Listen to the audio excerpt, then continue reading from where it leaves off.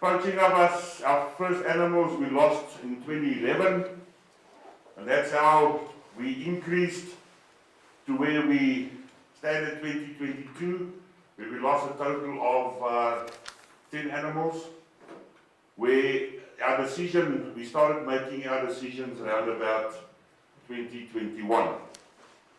The poaching within Sabi-Sant was contained to a certain level, but with reserves around us, that is now private reserves as well as the Kruger National Park, started dehorning in this area here. It created much more pressure on us as a reserve. Based on the figures for the protection, you will also see this is our rhino losses just in a graph. This is where we were hit on the hardest, 51 animals in 2013. We put quite a lot of aspects in place, like technology, changed a lot of ways that we worked. And just after COVID, you see we had a spike again, and this also led then to our decisions. Now, this is the layout of the property, the 11 years statistics, heat maps. This is all where the poaching incidents were. 9 years, 5 years, and this is from there on 2 years, last year, and then this year. This area here, Kruger National Park, and this is private property where the communities are bordering Sabi-Sant. Sabi-Sant got 13 communities, 15 communities, 13 communities. Some of the communities straight next to the fence. This is all security incidents over since September 21 to where we are now. You can see the incidents increased. Yeah, we made an arrest, it went down. We made another arrest on the property, went down. In May, June, we dehorned. We made another arrest, and it's gone down. I think the past month we're standing at 0 incidents since we dehorned. Now, the dehorn decision, Julie will discuss that, how we made the decision and why we made the decision. Hello everyone, my name is Julie. I'm the Native Conservation Sabi-Sant. So when to and why to dehorn? We all know why. However, with such an extreme invasive management intervention, we needed to eliminate the emotion out of the decision. So tourism, visual impact, expense even, we put to the side. Our decision was purely informed by science and with obviously the end objective of saving the species. So that was why we decided. So we created a model adapted from a publication by Milner and Galland, which is a stochastic, dynamic programming model, which is to see when our poaching rates would push our population over the critical minimum ecological viability.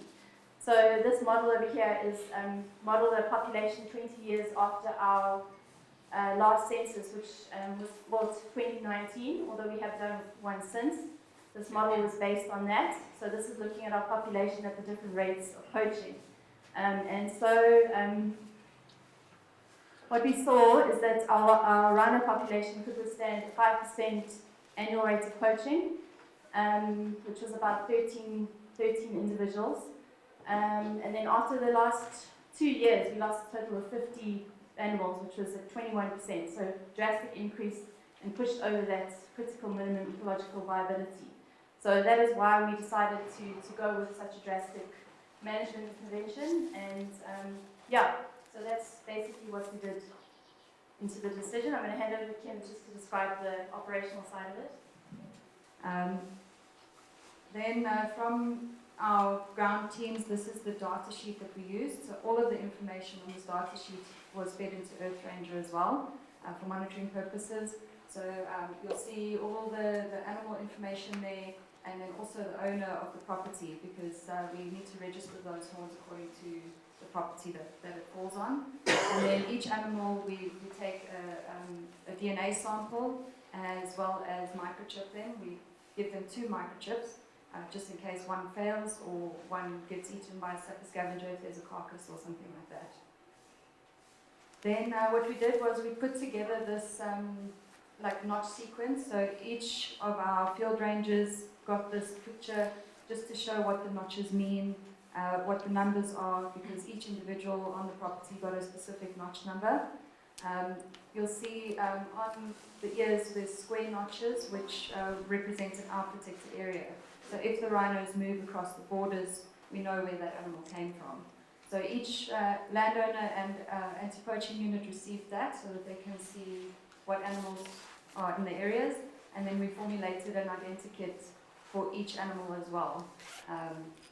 So what the notch numbers were specifically, obviously the information, any small natural tears, if there was anything more identifiable on the animal, all crashes that they were with and what property they're on, and then this is just an age class so that people can establish what the age category is, because obviously they'll be growing.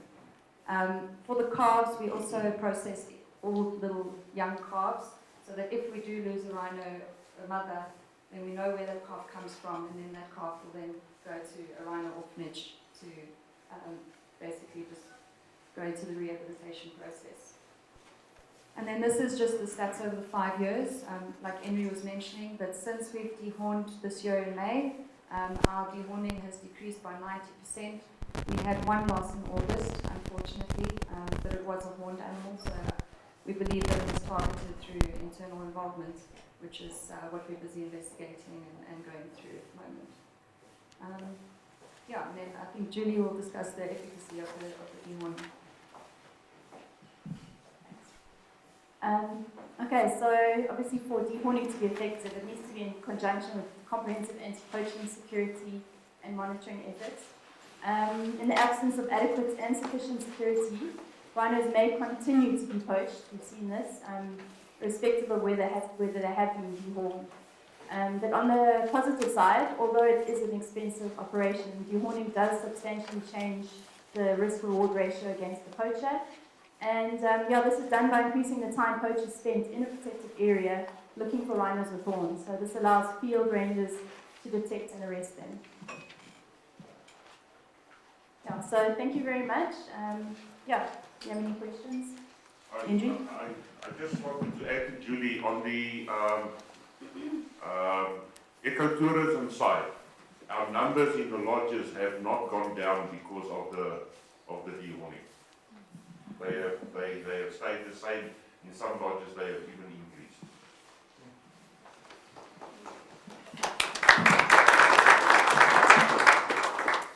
Thank you, team. You know. Last question. Yeah, Glenn. So we're not dehorning at this point in time. Glenn Phillips from Lapalala Wilderness. We're not that dehorning at this time, but we realise that's probably a short-term thing. Have you had any questions? Perhaps people are asking, why are you not dehorning? Everybody answers, because we think that could become a challenge from a tourism perspective. Say, well, why aren't you dehorning? So we're doing it purely from the invasive nature. We don't want to do it at this point because we believe from a security perspective, at this point in time, we're okay. But there's that discussion about, are we going to start being, yes, we're targeted, but are the tourists going to start saying, why aren't you doing it? Yeah, so I think on that, it was a very difficult decision that we made. We definitely had questions of, why should we be dehorning the animals when our security should be doing the job? But unfortunately, because of the dehorning in our surrounding area, we just had so much pressure, we had to make a quick decision. It will be monitored going forward, so we're just going to basically continually monitor and see. A lot of the people have this idea of it's a once-off thing, but unfortunately, exactly, once you start, but we've kind of used it as a safe period where we can improve our security measures so that we can get to a stage where we no longer need to dehorn. Let's hope. But obviously that's going forward. Just to add to what she said is, our initial idea was not to dehorn. Yeah, I know. But with COVID, dwindling budgets and all those kind of things, that decision came up. You know, even the location where we are right next to the Kruger, that plays a huge role, and the communities, the maize is growing through our fence at one point in the stage. We had to make that decision, and that is why the decision was made by the model to take the emotions out of it. Yeah. So the location of your reserve has a big influence as well, I think. There was a question there at the back. Yeah, just a quick one on dehorning. If you know of any other properties in South Africa and what sort of the collective stance on how often it should be done, given the fact that it, you know, big bull put on. Are you talking about maintaining the dehorning? Yeah, the frequency of dehorning once Well, you've started at this it. point it looks somewhere between 18 months to 2 years. So yeah, that's depending on growth rates. Some of them do grow faster than others, but it is a sort of a 18-month process. And is that based on the fact that within those 18 months there's enough horn that has grown, that you've Yes, seen yeah. animals being shot as a result of that? Yeah, Yeah. as I said, there are different syndicates that will are still not they don't care whether it's dehorned or not, but they definitely minimize it drastically. So so a certain amount would be, I don't know how many centimeters, but 5 to 7 centimeters, then it becomes a risk again, almost putting it at the same risk as previous. As a full- But I would also want to add to Julia, it all depends on the method of dehorning. If you see, I don't know if you can clearly see it there on one of, there on what we're doing, we're doing the dehorning on the shape of the face, where other organizations do a flat top. Now, that's what that leaves about that much horn over and above the base of the horn. So that's another 3 kilograms. And it's viable for a poacher still to shoot that because it's still over R1 million what we're talking about. If I can add, I'm Peter now from Care for Wild, Rhino Sanctuary. We've done 2 or 3 courses for veterinarians and their teams on how to properly dehorn and to keep your animal basically safe, but it's more trimming and how you do it, because we also did x-rays and so on just to actually get the method correctly. So you guys can talk to us if we need to come and help or give you the information on x-rays and so on how to do it. Thank you. Yeah, I think just to add to that as well, like you said, horn trimming. There was a lot of controversy between the term of dehorning, where people think cut it off and it doesn't grow back. So it's actually better to term it trimming rather than dehorning. But I think in South Africa we're lucky at this stage because our local syndicates they're not targeting the stumps at this stage. Mozambique, for example, their syndicates don't really care if you get the base or a full horn, whereas our syndicates are still targeting full horns. So I think at this stage we're in a lucky stage, so we can hopefully use this to improve our security measures. But obviously that trend will end up coming over once all the horned animals are gone. That's a good question. Hello, my name is Bob. I'm from Bonaro National Park in Zimbabwe. We recently reintroduced rhinos in May last year, so we are still learning black rhinos. So you mentioned, I think, that one of your losses was due to probably an inside job. So I just wanted to find out if you do any integrity testing of your staff, and if you do, how are you finding it? Yeah, we implemented our deception testing policy around 2014, and it proved very effective. But unfortunately, they do have different methods of overcoming that deception policy. But we are busy with the investigation with that one animal, and it has come up that it was definitely internal involvement. So the deception testing policy, we had a presentation from experts in the field, and there's various ways to overcome that as well. So it's again, what we were discussing yesterday, there's no silver bullet. There's psychological things that can overcome the test. There's chemical, they can take some kind of drug or, that kind of calms their system down. Also, like I said, the psychological side of things. If you don't believe that you've done anything wrong, you'll pass that test. So yes, it is one of our measures. It's not the only one. But, yeah, we use a lot of camera traps. We've got cameras at all our gates. So that's also what we use to build on our investigations. I can just add onto that. It's a part of the whole process. Sorry. It's actually just a part of the process. You've got to do a whole lot of things. It's not, integrity testing is not going to be all sort of what it is you say.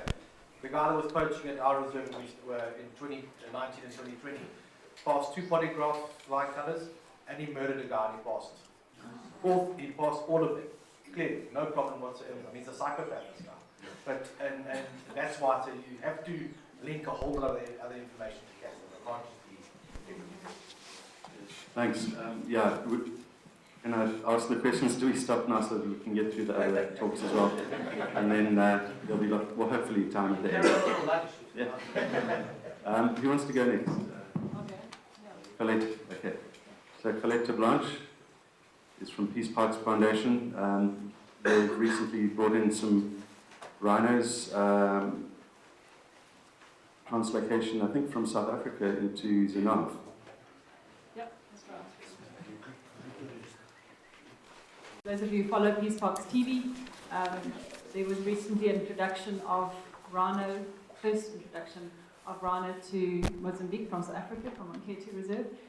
And that was quite a historic event taking place, and as everyone has said, with that, there's a whole sweep of interventions that have made those rhinos secure in Zenov. My presentation today is on one of them, which is the sensors that we've put into the rhino horn. Obviously, there's good security there, a lot of other things that have been part of the process, but today specifically on the rhino edge sensors and how they have worked in Zenov.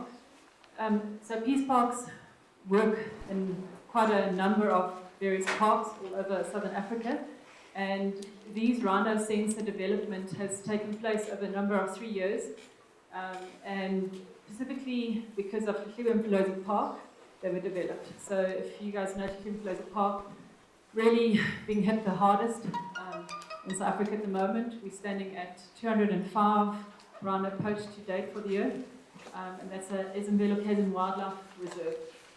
So they have one of the biggest populations of rhino, big density in an area, and we are helping find solutions for them. And they are looking at, they're grappling at the moment with, should they be dehorning, should they be putting in sensors, what are the methods that will work the best, and as part of that we are busy developing a 5-year management plan for KZN Wildlife to help them with their rhino management.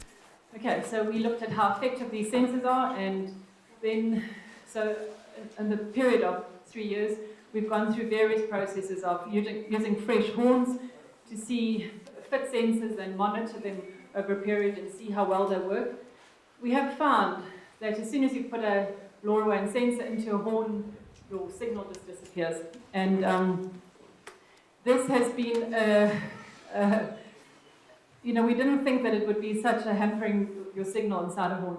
So we eventually, after various tests in the field, of a lot of cold nights around the bush and with fresh horns, and you're worried you're going to be a next target, we've eventually flew out the engineers from Slovenia and from the Netherlands to come and sit in the park and come and test it now, because they keep saying, no, man, it can't be that difficult, just put it in the horn, it will work. No, it doesn't work.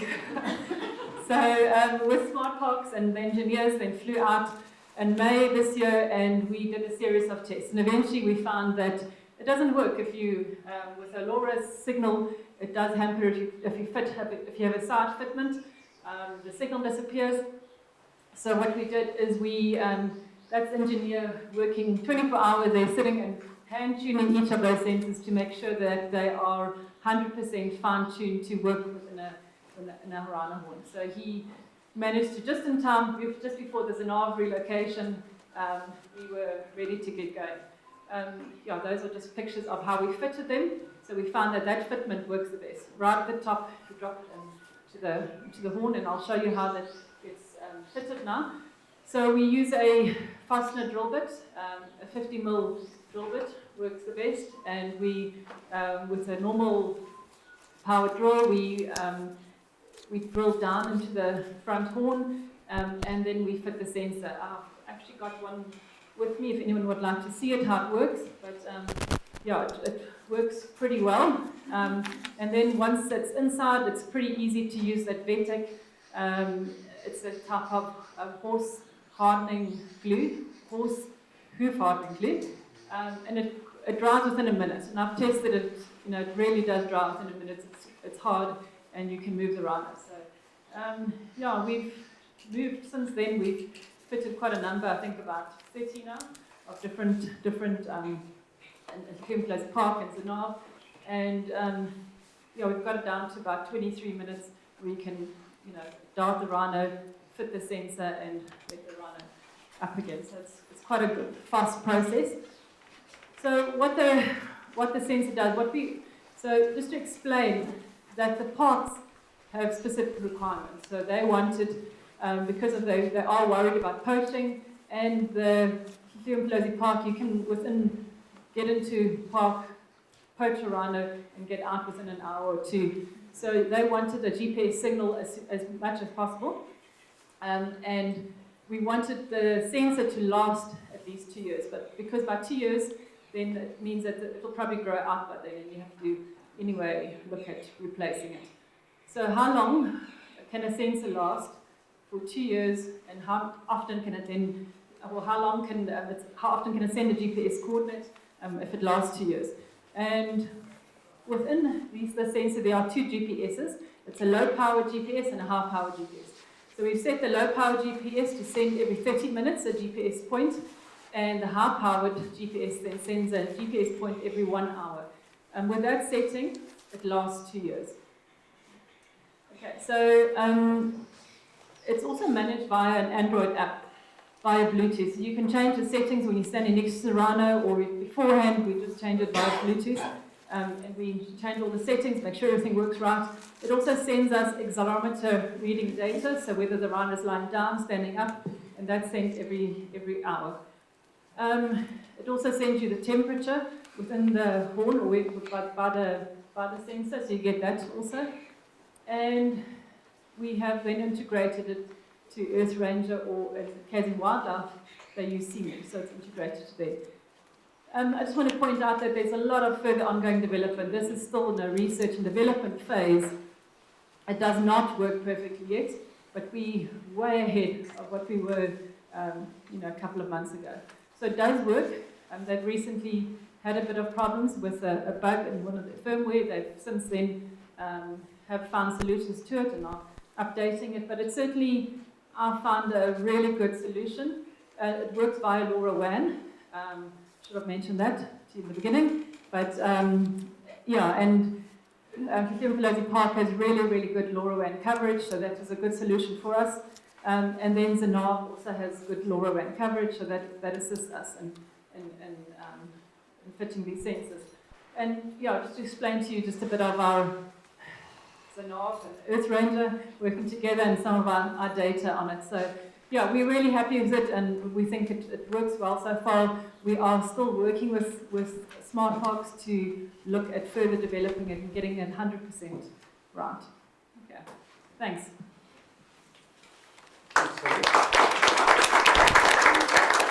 Yeah, if there are 1 or 2 questions for Colette, let's take them now, otherwise wait until the end. Okay, great. Thanks. Who's coming up next? Esker? So Esker LaRue, oh sorry, 1 question. Yeah, can somebody hack the system?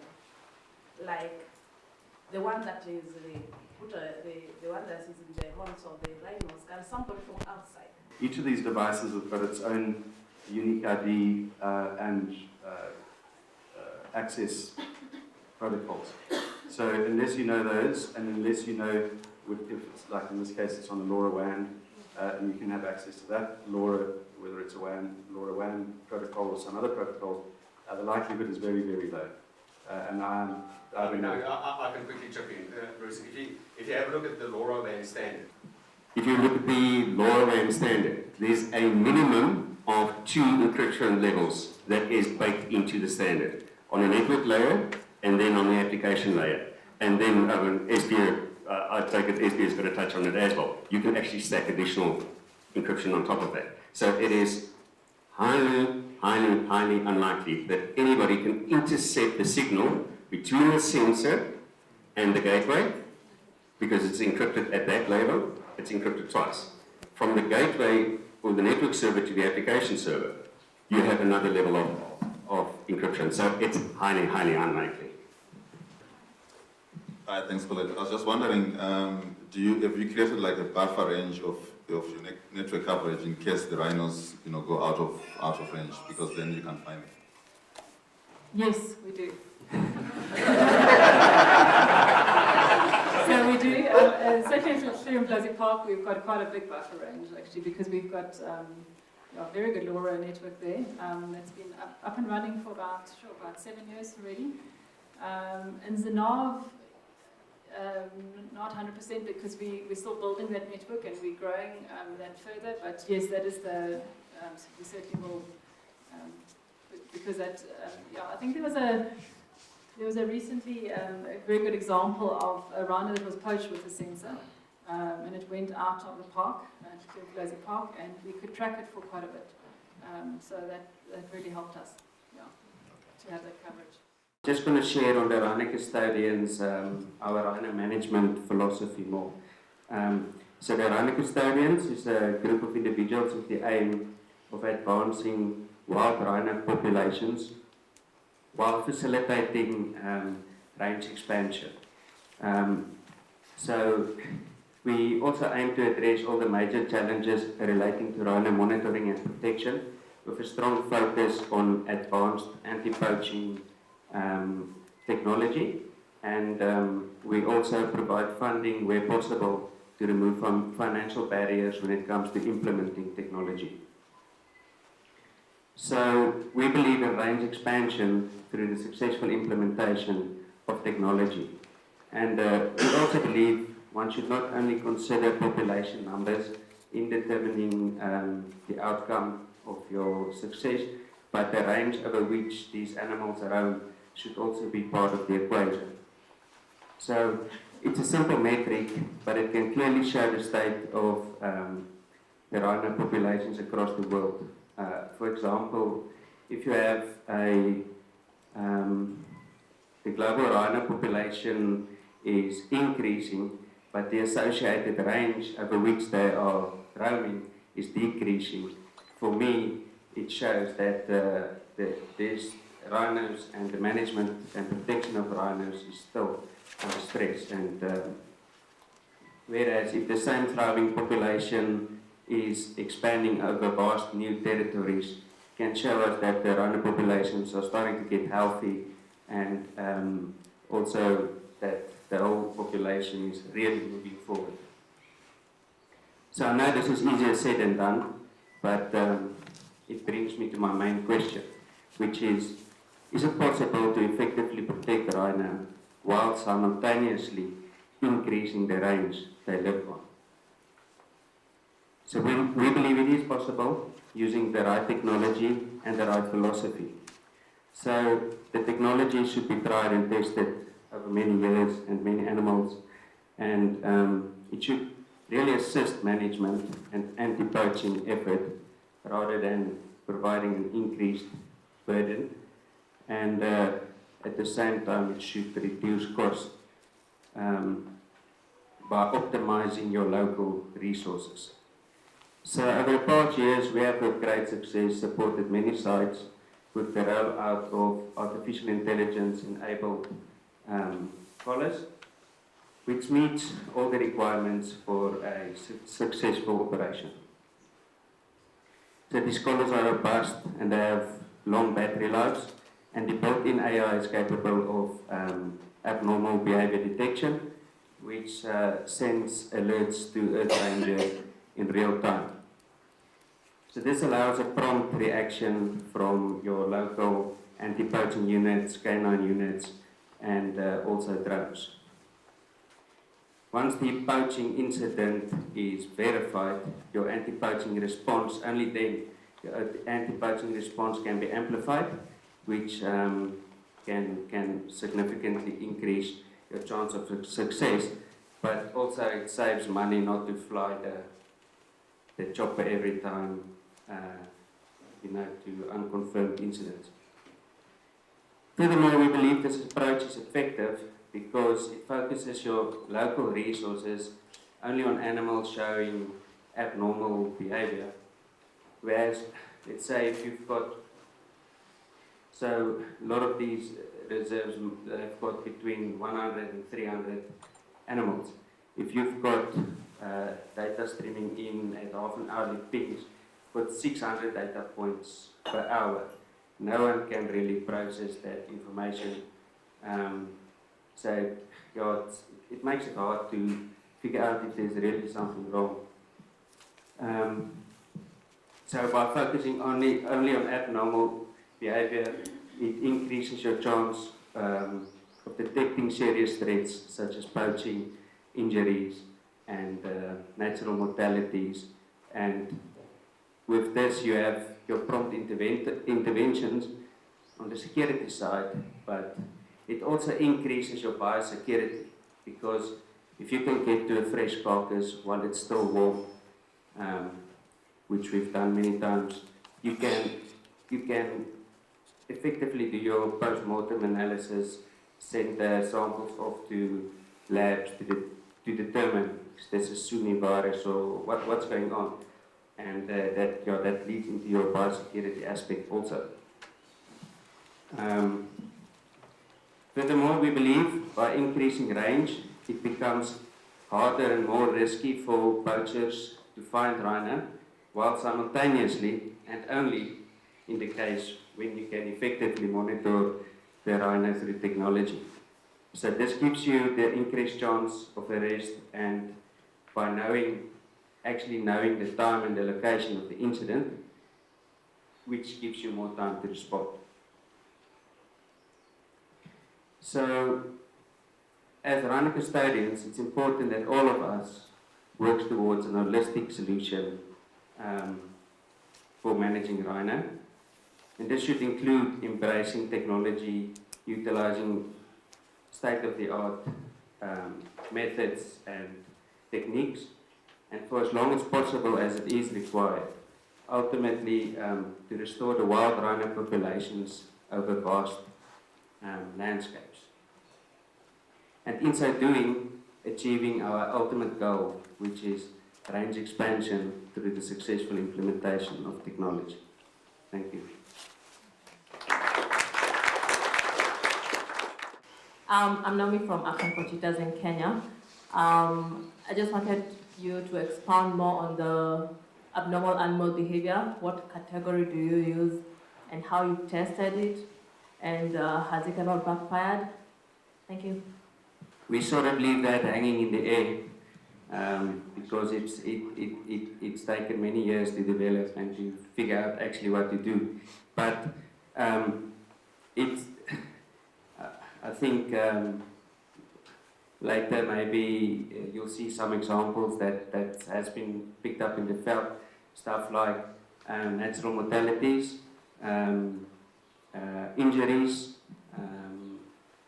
things like carvings, which was sort of a surprise for us. It came as a surprise. You get an alert and rangers goes in and there's a fresh new baby in the field, and a lot of people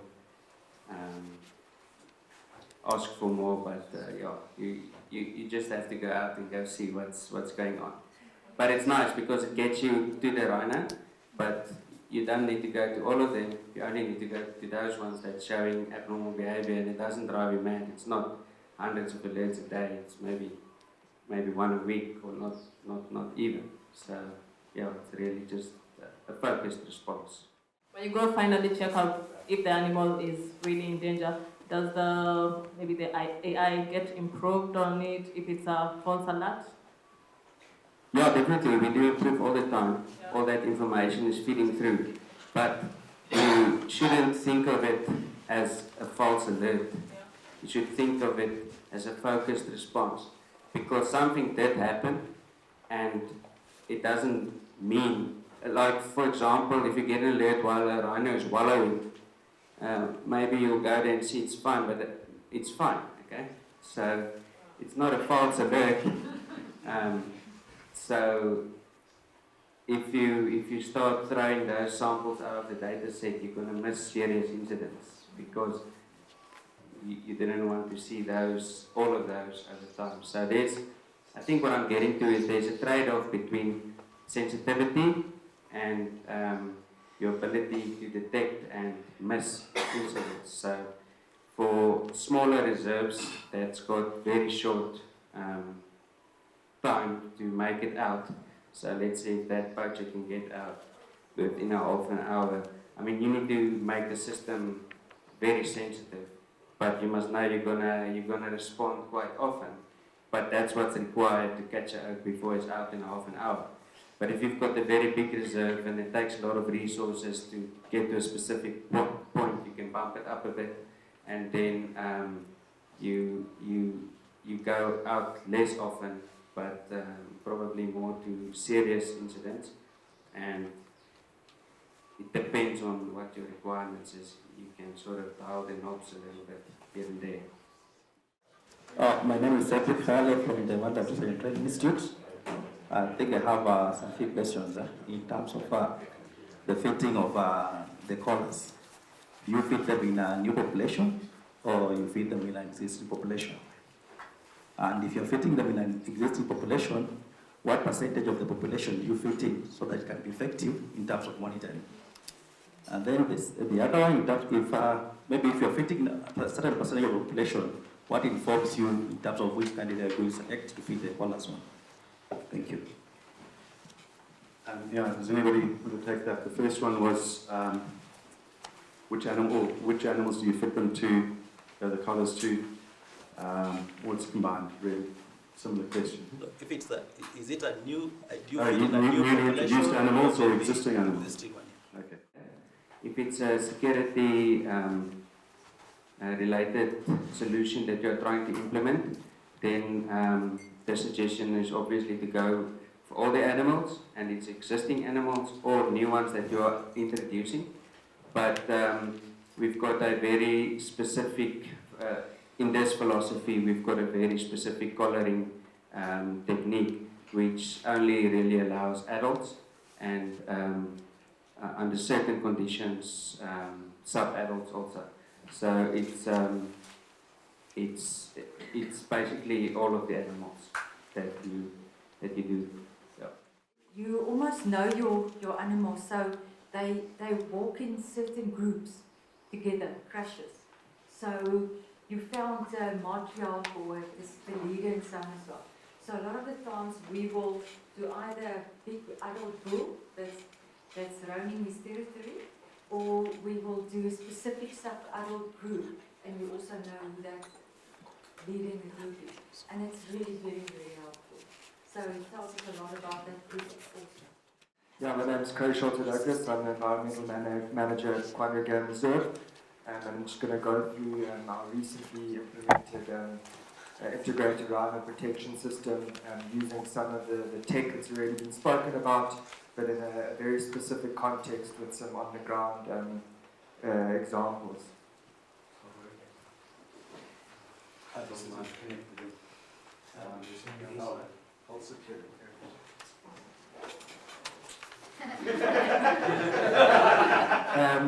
Yeah, thanks, Bruce.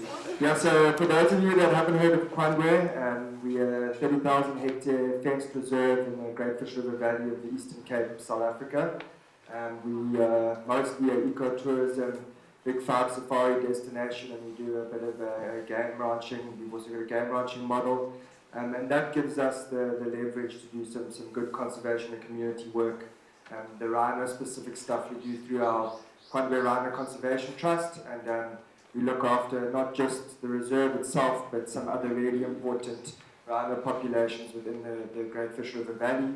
We've got a really important population of southern white rhino, but our key focus is the black rhino. We've got a really large, really important population. Just before I go into this, up until fairly recently this year, in fact, it's been a very little known population, and we've liked it that way. But with increased poaching threat and intelligence giving us information that we had a more substantial threat and people moving into the area, we had to kind of look at how we were doing things and look into ways of how we've improved them. So we did a lot of research, found a lot of people, we consulted people like the International Rhino Foundation who had done a lot of projects on existing tech for rhino security. And we came across the stuff that SPO was doing, and we decided to go down this road, mostly because it's something that has been tried and tested and is very good for our scenario. We've got the topography varies a lot. We've got some very deep valleys, very, very hard to monitor from the ground. So the idea of us being able to have this real-time remote ability to monitor our rhinos and be notified if there was any distress was a key factor into implementing the system. But just in this case, we realized that in our vegetation and topography, the collars were giving us incredible information, and we were picking up incredible things. We thought it was witchcraft because we're not technologically advanced ourselves. But when we started learning and seeing these things were working, it was really impressive. But we just, for anyone who would like to think about going into something like this, adding a thermo imaging drone really, really makes the world of a difference. And so just quickly, if you can go forward to start, you want to jump back again, just to run you through how an actual scenario would play out. We'd get our alert generated from the collar, and we've kind of worked out what the different levels of alerts, but we respond to all of them because you just never know. We get the WhatsApp through the EarthRanger system. Field rangers will open that on their device with the road map that's overlaid so that they know the easiest and most efficient route to get to where the alert's been generated.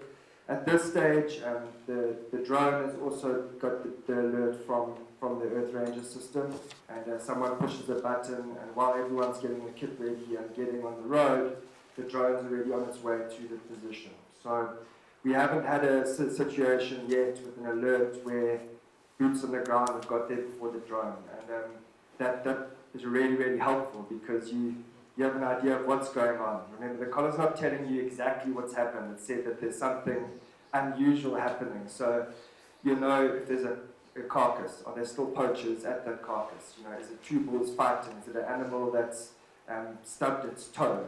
You know, you have you have information that you need to know how you're going to approach that from a response operational point of view. So that's given us it's given the guys on the ground a lot more confidence, and being able to relay that information in the operation in pitch darkness in a big 5 area is really good for ranger safety, but also it makes it really, really hard to get away if you do poach a rhino, because that drone within our reserve, 30,000 hectares, within 15, 20 minutes, it's at any alert anywhere in the reserve. So you're going to have to be pretty nifty at getting the horns off and getting to the animal and getting away before you've been seen.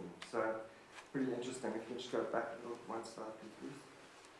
Yeah, so we couple that with the EarthRanger system, and then we've obviously got the K9 unit, who are now a lot happier because they now know what they're running towards.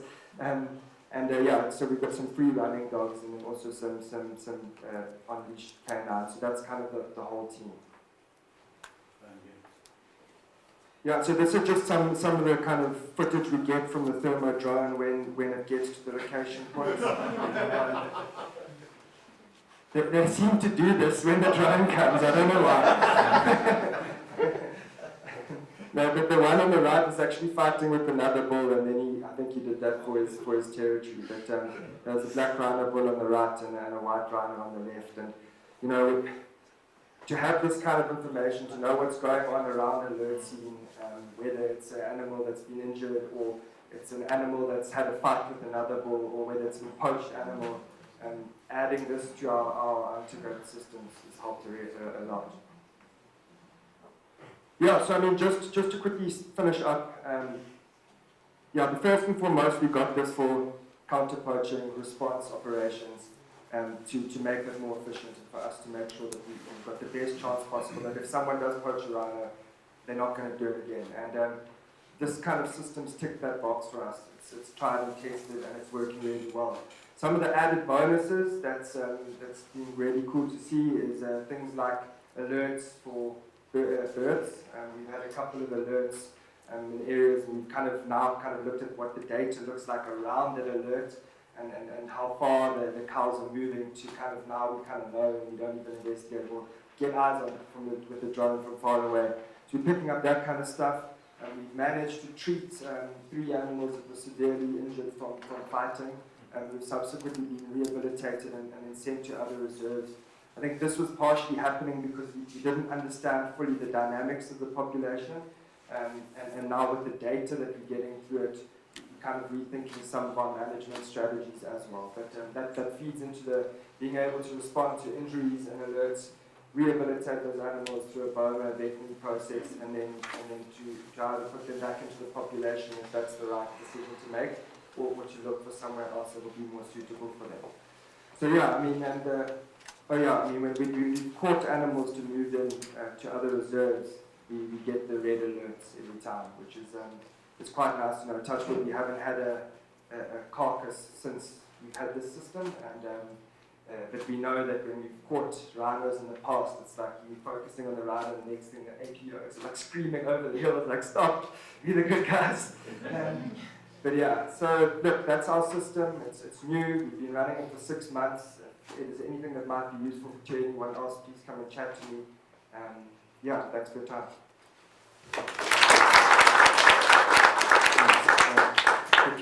Did you start sharing my list? Yeah. Okay. Just a question from Julie. Are you also out? Mine was just a quick question on what are the parameters that set off a red alert? Is it like mobility based, or is it not? What is that? I'm honestly convinced it's witchcraft because, obviously what SPO does with the collars is his whole developmental thing, and I've tried to understand it. It's my brain can't work these things out. But no, I can't give you the answer. You'll have to speak to SPO. But what we've learned is that a red alert is something that's worth investigating. A red alert is an injured animal. It's an animal on trip the Thursday before we came here. We had 3 in one, 2 ambers and 1 red the night before, and I was like, no way. SPO is just pushing buttons to make me cross. And we had a calf born, a bull that had already beaten up another bull, and another animal that had slipped and got stuck in a mud water. So yeah, it could, and it is. Yeah, it varies. But if you're going to go through a process of doing a system like this, you could, even an entry-level alert could be something more substantial. So our kind of philosophy is that we will respond to everything. We've got the drone, so not everyone has to wake up at 3 a.m. You can get an idea of what's going on, and then decide how you respond once you've got that information from the drone. It's 30,000 hectares. Yeah.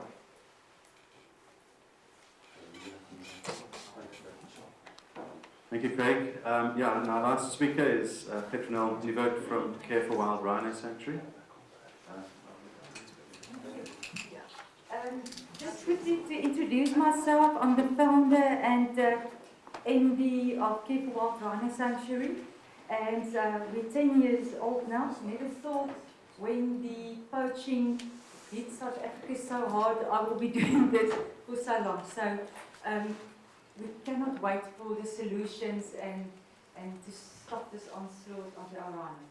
But just to give you a little bit of the background, so also been in the South African Police Service, the captain there, in the Endangered Species Protection Unit.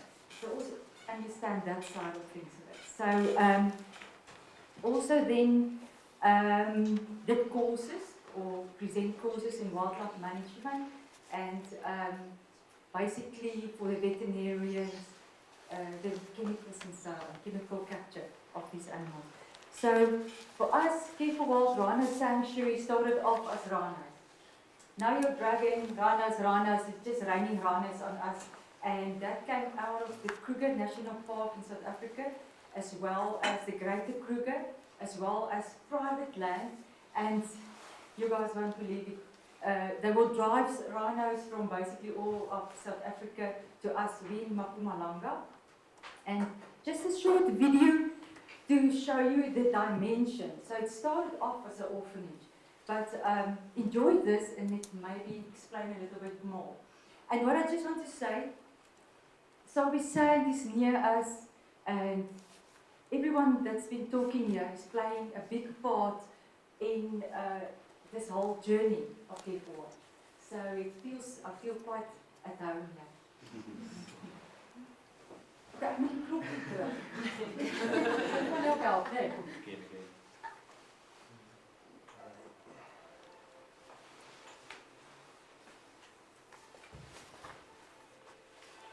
Sound. Sounds okay.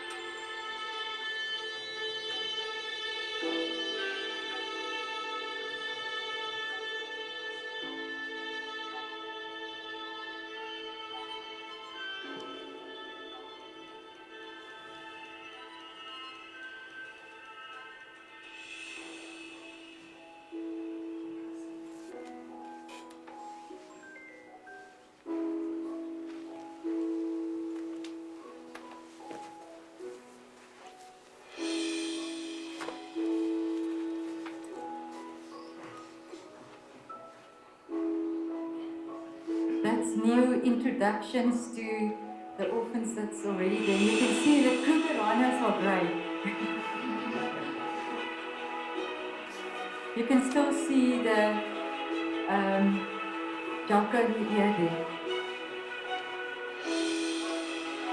This is weighing the rhinos for monitoring. Milk and more milk and more milk. Play.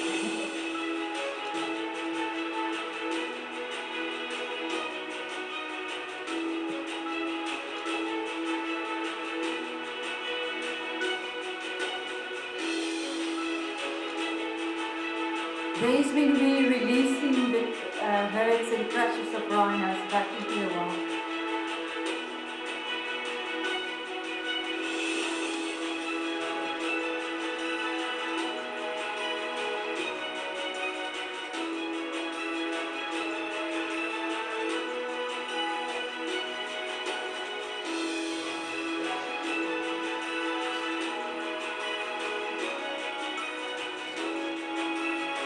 We love dancing.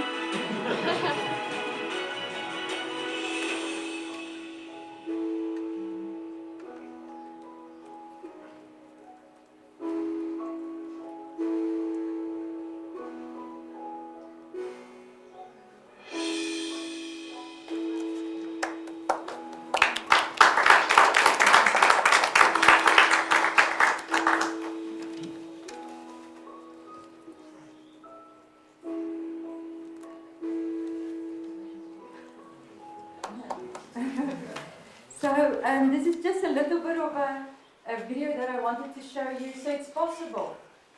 The compound effect, we tested that we have to intervene sometimes.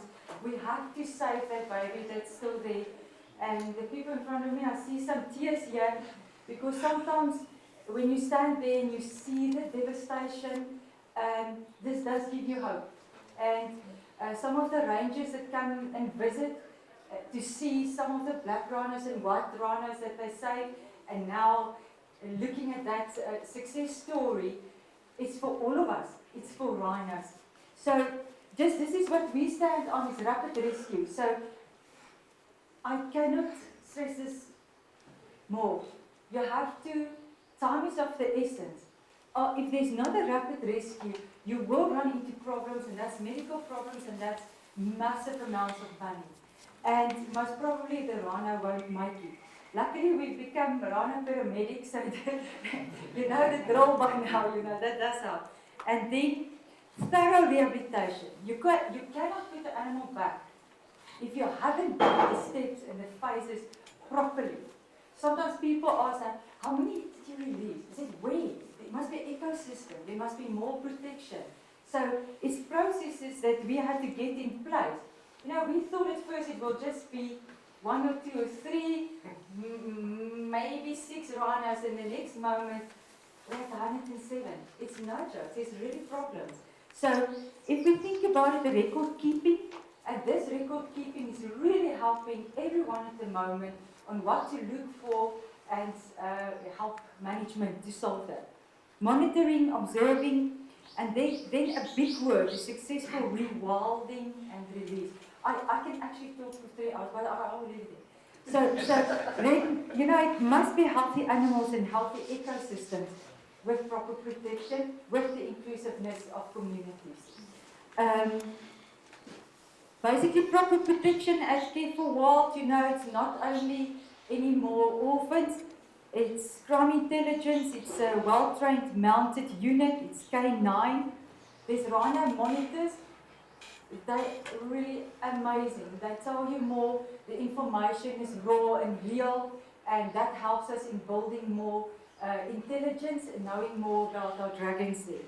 So fences, we have all sorts of fences and electricity and so on. And then the cameras, like you all know, EarthRanger. There's so many devices that I can see here that you've listened to, and that's why we don't have to repeat it necessarily. So, and then the rangers, and then the dehorning, like, I must say, that's for us quite an important thing. Even if it's orphans, they do grow bigger and so on, so we don't dehorn regularly, but it's actually horn trimming.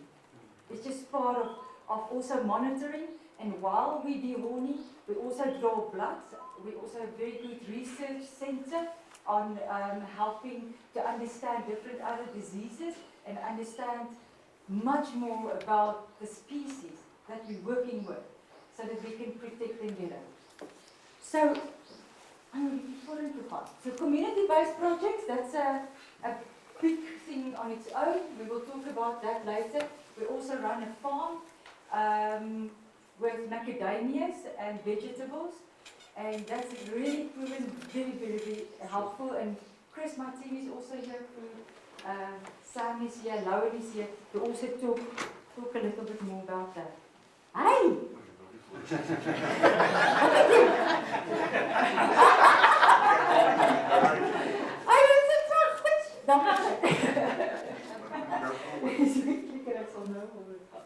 And then it must be sustainable. You know, it's rainwater, it's river water. For us, it's many things to do with sustainability. Even the economical model must be sustainable. We cannot the whole time stand and say, but will you give us more money? Who's going to sponsor me? Come, we need to also work sustainable and find our own solutions and finding these partners, and like with our vegetable gardens, with other projects that we can do. So solar as well. Okay, now we have okay, that's it. So just to quickly sum this up. These winters, we came in from the Kruger National Park. You can see after they poach a mom, the hyenas molded her and really attacked her. we worked very, very hard and put it together with some of the other crushers. People will ask, can she hear? Yes, she used my bush and Tana, and she's also using now the bull. So she knows where she's going and they protect her, so it's quite interesting, the behavior that we're picking up. What a day, what a big day, Care for Wild. So proof of concept is right there when Winter, that was saved 7 years ago, fell pregnant with a bull that was also from Limpopo, also orphaned. So it was a group of orphans. So proof of concept show that this can happen.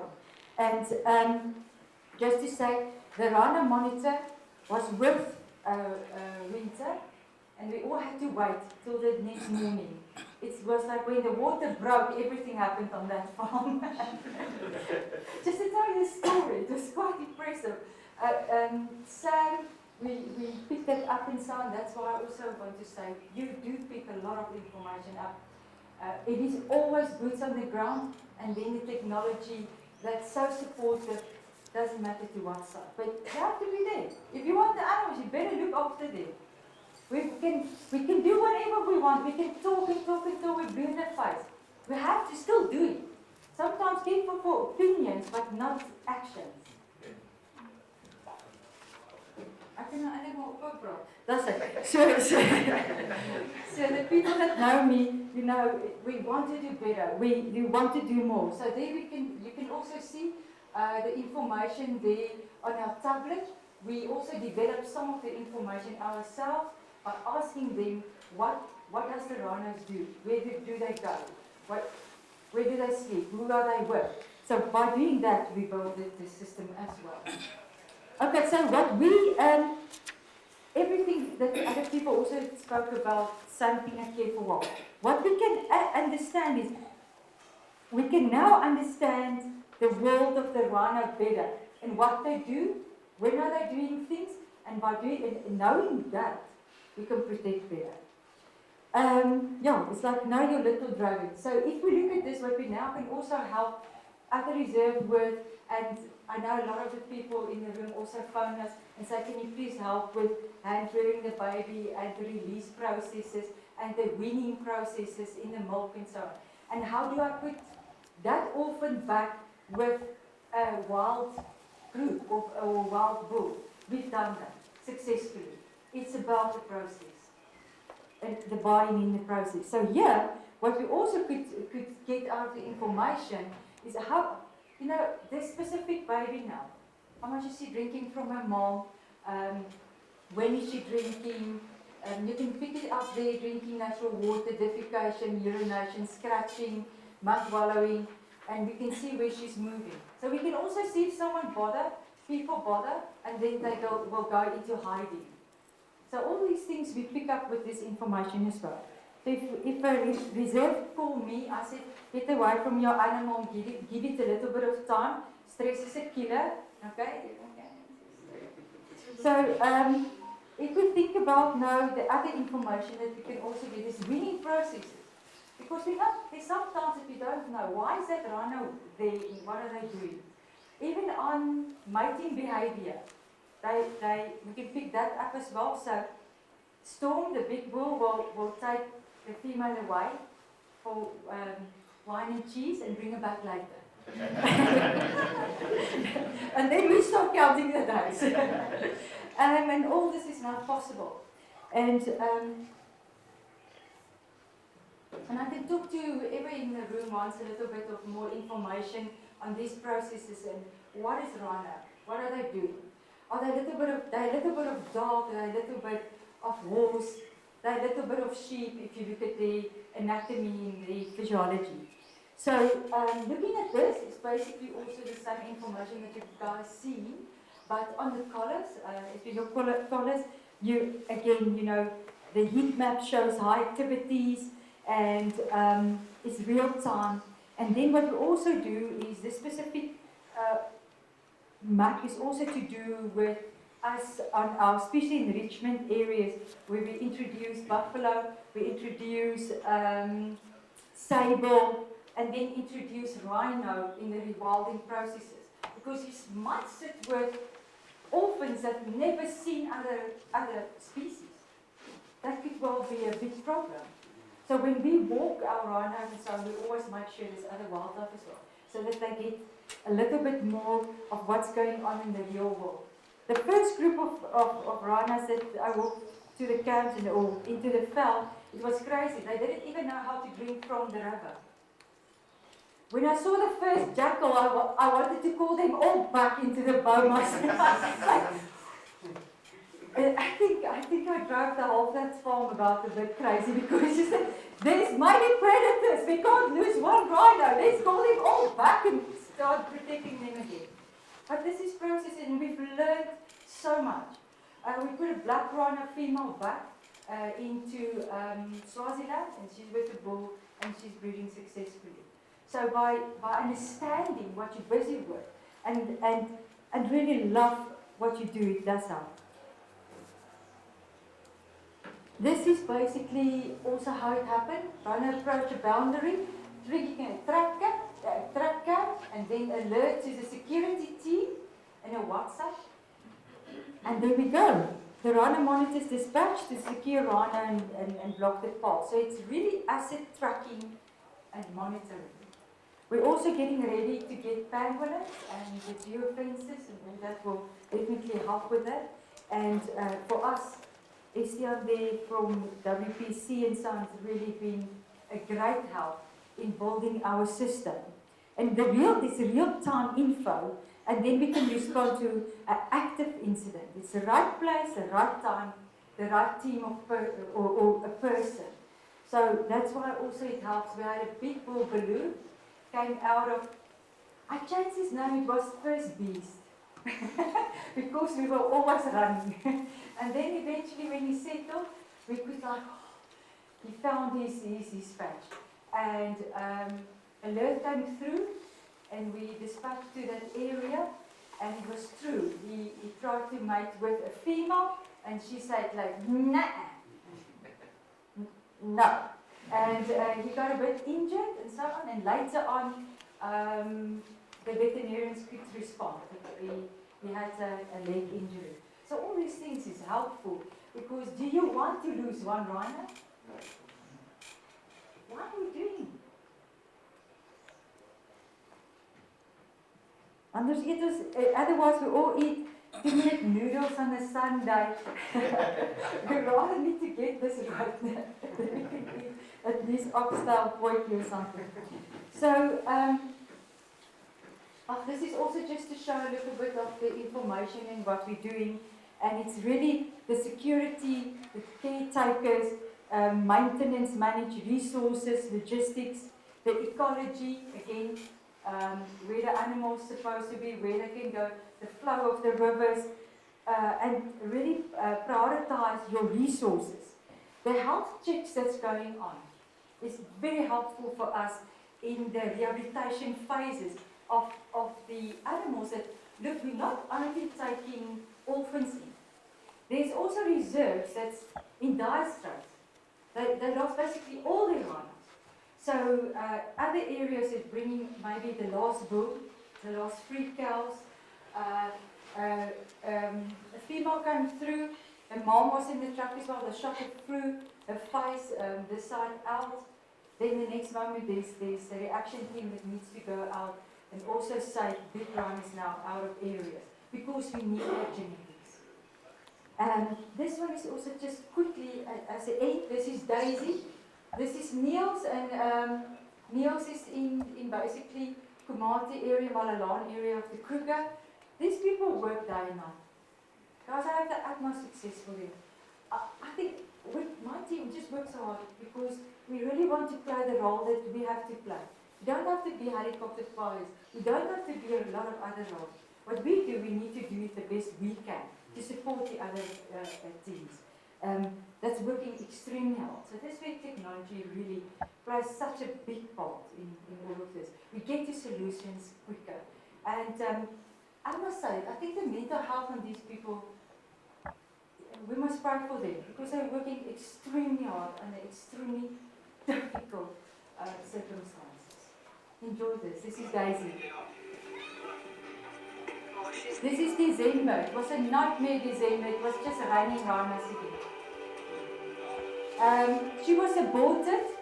You can see not even a day old. There's my council of dads.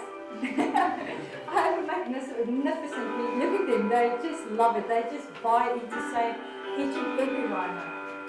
They're taking X-rays of her lungs.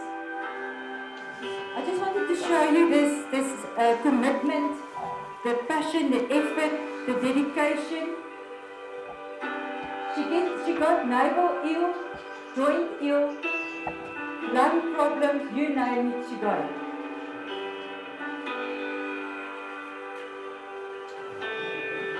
Then the zebra Mujaji came in, so she's the soft toy.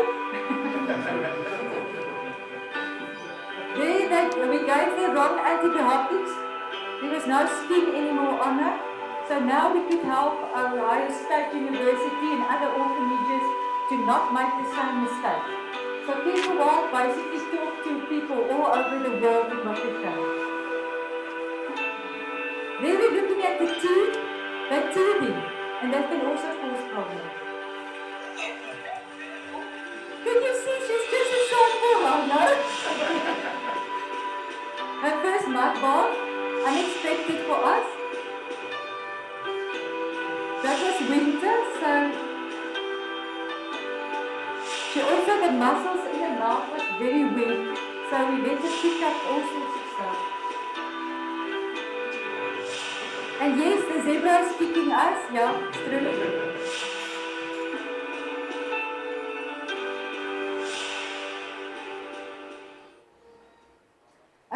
So just here, we're very fortunate to have this slide. It's 3,011 days without incursion, 14 horses, a fantastic mounted unit that's been trained through people in Australia as well. And it is raw people that we're training from the community, 10 started, 10 end every year. And the leadership that develops in training is unbelievable important. That people buy into what they do there, because now suddenly they can earn a salary and they can look after their families, and it's sustainable income. Crime's not sustainable income. 7 canines, 57 anti-poaching members. The female anti-poaching staff, that's a great. And then 455 jobs created. You cannot do it without looking at your community. The community project is very, very active. We also play lots of soccer. I'm not too good in that, so I'm one of the pom-pom girls. And then junior rangers, because if we start young and we go through the steps, they will be the next custodians of the rhino. And we're also doing our projects on the older people, because we found they leave the children with the minds. And the wisdom is there. And if we buy into the older people in the community, they give the nicest hugs. They go so, and they start believing in what you do. We found now a lady, she's 72 years. She's never seen a giraffe, never seen a rhino in Africa. So for us, it's an absolute buy-in to just live this.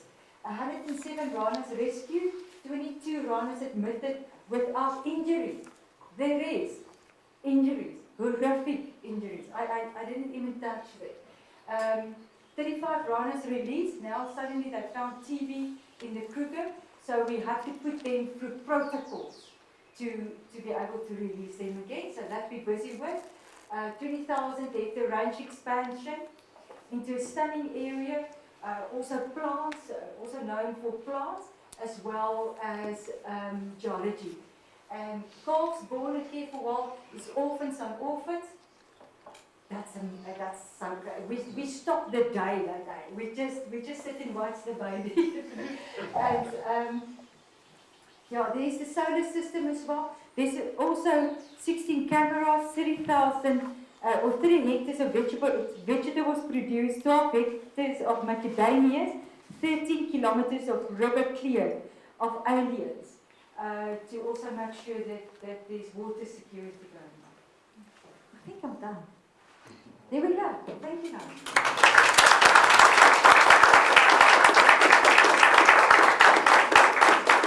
Thanks so much, Petronel. Yeah, it's a very emotional place that we have there. So, yeah, if there are any more questions, please ask them. I know that we've run over it really badly, but I think I did build in a bit of a buffer here. A question at the back. Mine is just a remark. I think this is the most emotional talk I've been through. And moments like this is the reason makes me remember why I do conservation. So thank you for what you're doing.